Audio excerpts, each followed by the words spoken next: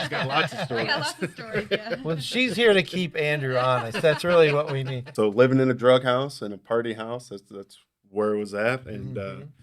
this beautiful lady to my right came to the door with marijuana. Huge marijuana user. And we actually met in the drug house doing drugs and partying. This is such an interesting story. I was born in Europe. My mom has been a fantastic mother my whole life. I don't think anyone ever talked to me about Jesus until I met Andrew. So I grew up in Danvers, Illinois. It's a very small town. When I was about 15, my parents ended up getting divorced. My dad wasn't very present. I do remember my mom being, working late and always studying because she had to re-get her nursing degree while she was here. Also barely knowing English because she's German. I was hurting from all the stuff that was happening, with my parents. Guys will love me if I sleep with them or, like that kind of stuff was happening. So I was dating around, drinking and doing drugs all the time. I finished high school around my 21st birthday is when I met Andrew. I remember going to my friend's house and I met Andrew and I was like, oh, look at that guy on the couch. Yeah.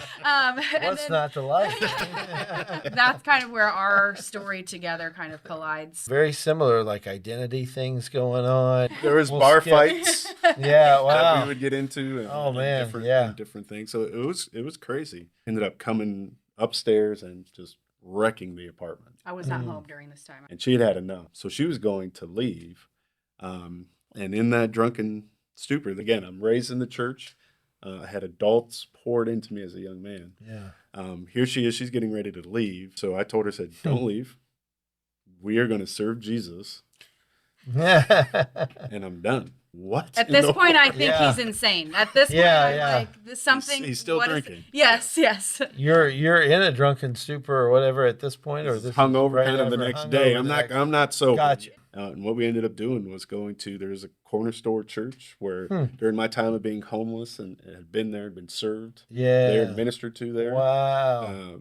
We went right there and we said, listen, we're here to serve Jesus and we're here to serve the church. Well, he said he was there to serve Jesus and serve the church, and I just kind of rode along with it. Yeah, right. Like, whatever. So, and that was it with the drugs and alcohol. So you're talking cocaine, meth, wow. All of it. It's just done. Wow. Evolved from there and working with neighborhood kids, and 14 years later, wow, still working with teens. Yeah. I can see how God was pursuing me. We were walking around the lake. I don't know if I ever told you this or not, but White Oak Lake? Yep, we were walking around White Oak Lake, and I'm like, there's no such thing as God. Like, there can't be. And I remember him saying something like, the stars in heaven proclaim God's goodness.